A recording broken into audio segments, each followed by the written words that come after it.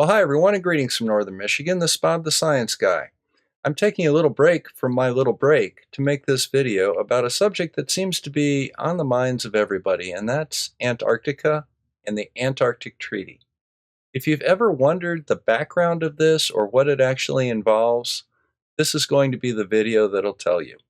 So sit back, enjoy, and let's all learn a little something about the history of Antarctica and Cold War relationships.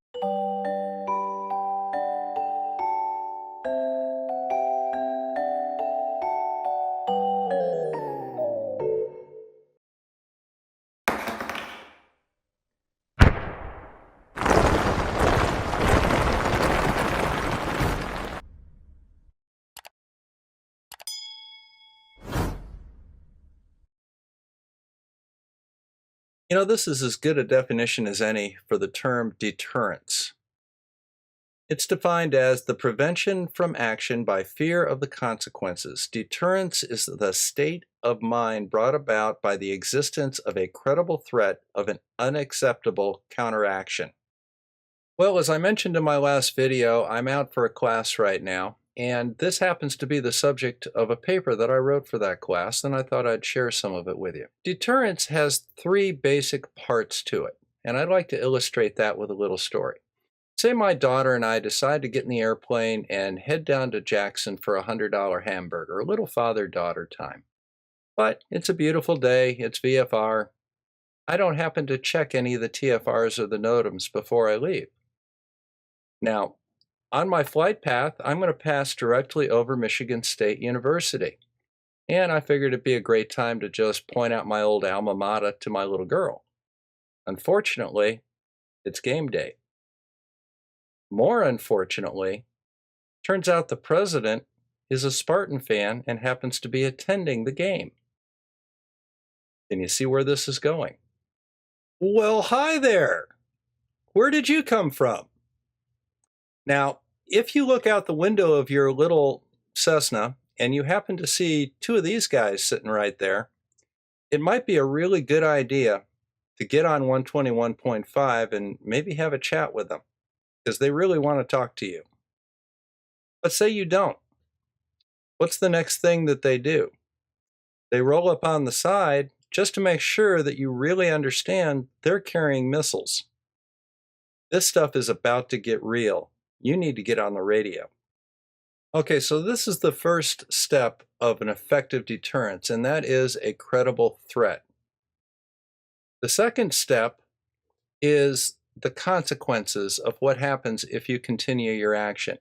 I could continue to mind my own business and keep flying down towards Lansing. There's a very good chance that I'm not going to make it that far. Now, the third option is to remember that there was a really good hamburger place in Grand Rapids. Make a right turn and head over there. Just leave the area and de-escalate the situation. Well, what does this have to do with Antarctica and the Antarctic Treaty, you may ask? Well, in 1945, World War II ended. It was a devastating war for all the countries involved, especially the Soviet Union. The Soviet Union and the United States emerged from that war like punch-drunk champions. We were triumphant, but we had been through a horrible experience. We also realized shortly after the war that we were the dominant two superpowers in the world, and we were eventually going to have some sort of a contest between us to see who was going to determine the future of the Earth. Rather than continue the war, we entered a period of Cold War, where we fought wars by proxy and with trade delegations, competing for favor and friends in the Third World, manufacturing them out of whole cloth if necessary. Both the United States and the Soviet Union adapted a policy that the enemy of my enemy is my friend. This led up to a position in the late 1940s and early 1950s where the US and the Soviet Union were jockeying for position on Earth, much like a superpower chess match. Two strategic locations were identified. One was space, the high ground. However, technology at the time prevented significant exploitation of space for military purposes. So essentially, competition there would have to wait for the technology to catch up. Now, since space had to really wait for the 1960s for the technology to catch up, what we could reach in the early to mid 50s was Antarctica. We had the technology to be there. As a matter of fact, America had quite a large presence in Antarctica. If you look at that large bay, that is the location of Little America. The South Pole is slightly inland from that. And if you look past the South Pole from Little America, you will see a large patch of Antarctica as large as the United States. We've heard that before, I believe. Here's why Antarctica is strategically significant. First of all, from Antarctica, you can go anywhere in the world. If you look at the 3 o'clock position here, you'll see the southern tip of Africa. If you look down at the 7 and 8 o'clock position, you'll see Australia and Tasmania and New Zealand. But notice that there is a large open ocean between Antarctica, Australia, and New Zealand, and between Antarctica and Africa. Well, while the oceans between Antarctica, Australia, New Zealand, and Africa are relatively wide, here's the strategic problem: the Drake Passage. The Drake Passage is between the southern tip of South America and the Antarctic Peninsula. It is only a couple of 100 miles wide. Now, in the 1950s, Argentina and Chile were American allies. To get from the Pacific Ocean on the left to the Atlantic Ocean on the right, there were essentially only 3 routes, if you don't count the summer route across the top of Canada. And that is through the Drake Passage, through the Straits of Magellan, just north of it at the southern tip of South America, and in the Panama Canal. Now, imagine that there are Soviet air bases and naval bases on the Antarctic Peninsula. We still have the Panama Canal, but it's a relatively small target in an age of nuclear weapons. We have the Straits of Magellan, again, a relatively small target in the age of nuclear weapons. The Drake Passage is easily covered by air and naval assets from bases in the Antarctic Peninsula. And if those are hostile to us, they can restrict our travel between the Atlantic and the Pacific. But even worse, consider this problem from the Soviet standpoint. Their opponent, the United States, owns the Panama Canal. They aren't going through the Panama Canal. Argentina and Chile are U.S. allies. They're not going through the Straits of Magellan. If the United States had air and naval bases in the Antarctic Peninsula, we could essentially shut off their passage between the Atlantic and the Pacific. And recall from the American Civil War, when the Union took control of the Mississippi River, it split the Confederacy in half, and that essentially ended the war. The Soviets could not allow that to occur. This became a flashpoint as superpowers and other countries began to jockey for position in Antarctica and militarize it. Now, how do we prevent the Soviets from taking control of Antarctica and especially the Antarctic Peninsula? We use deterrence, and we use the 3 elements of deterrence. The first element of deterrence is to present a credible threat. In Operation High Jump in the summer of 1946 to 47, we sent 14 naval ships to Antarctica, including an aircraft carrier.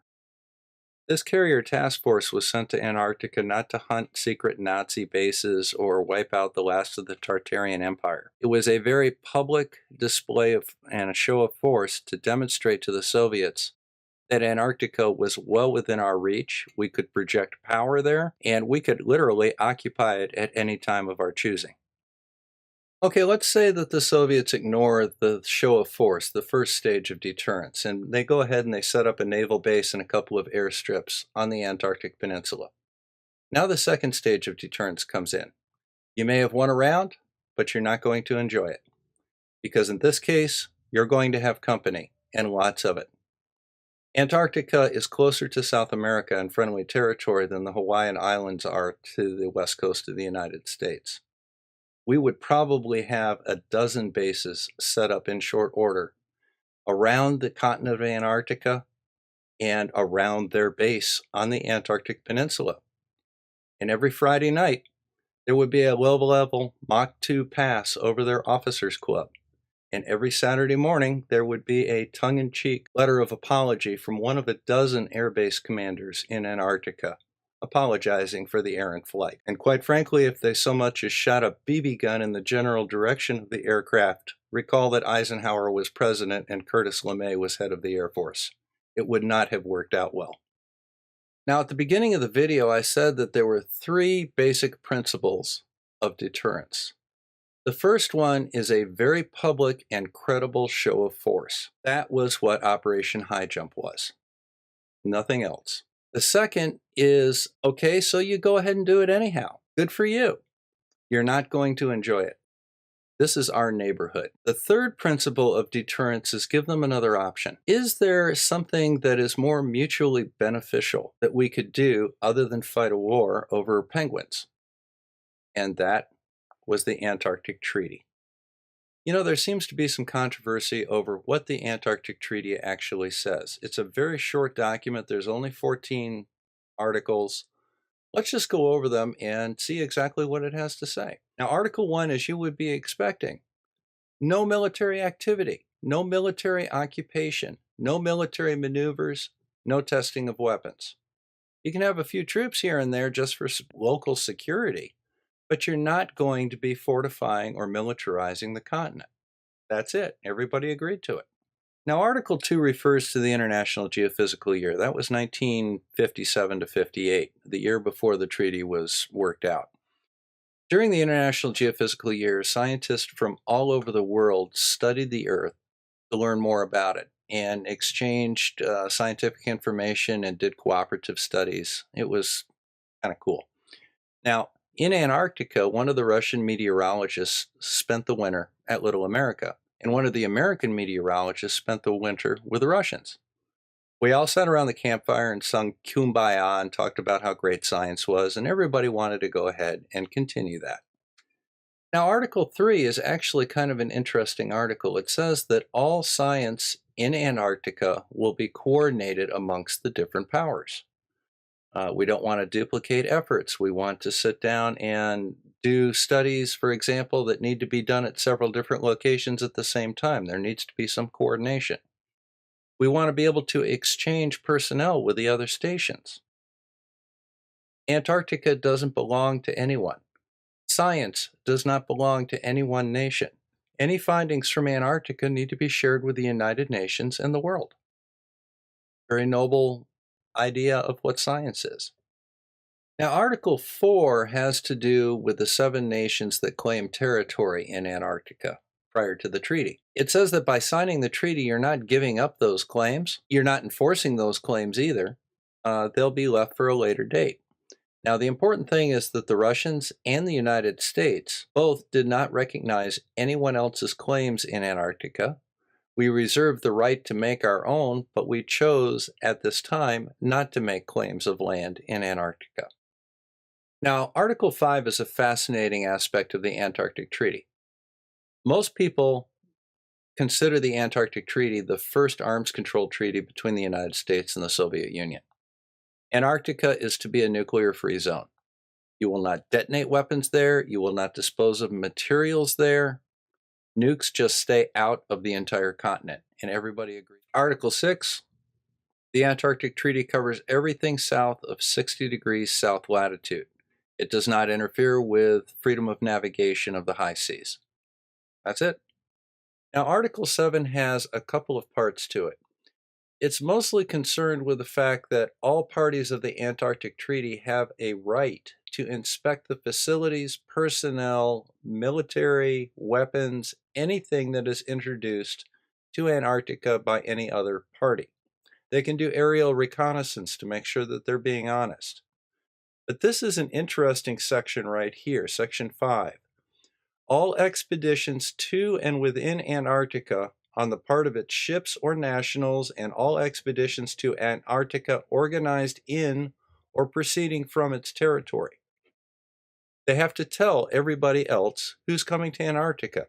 So if you want to charter a ship in Miami and sail down to Antarctica, the United States government has an obligation to know about that and to inform the other members of the treaty. You're welcome to go, but you have to tell somebody that you're going.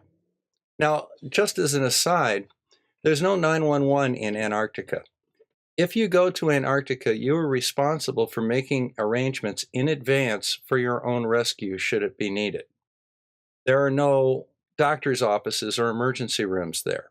Surprisingly, they do have ATMs, but they don't have courts. If you break the law in Antarctica, you will be detained by security and sent home. Your home country will deal with you. Now, some of the more astute viewers may have noted that in the last section I talked about breaking the law in Antarctica. Well, what law is that? In Antarctica, you are subject to the laws of your home country, and they are responsible for your conduct. So if you do something that would be illegal back home in Antarctica, you're going to be detained and sent back home, and they're going to deal with you. Now, sections 9, 10, and 11 refer to the Antarctic Treaty Committee. This is kind of like the Board of Governors for Antarctica. It's a little mini UN. All the signatory members of the treaty have a seat at this meeting, and they just discuss the various things that have to do with the operation of the Antarctic Treaty. Section 12 talks about modifications and renewal of the treaty. Section 13 tells you how the treaty needs to be ratified. And Section 14 just basically says it's being reproduced in all the languages of the signatory members. That's all there is to the Antarctic Treaty. You know, the Antarctic Treaty was a remarkable document. It was a peace document. It was an arms limitation document. It was a document for international cooperation in science. Well, I hope that you enjoyed the presentation. If you'd like to see more of things like this in my other videos, hit that little like and subscribe down in the lower right corner. This is Bob the Science Guy, signing out from Northern Michigan. We'll see you again soon.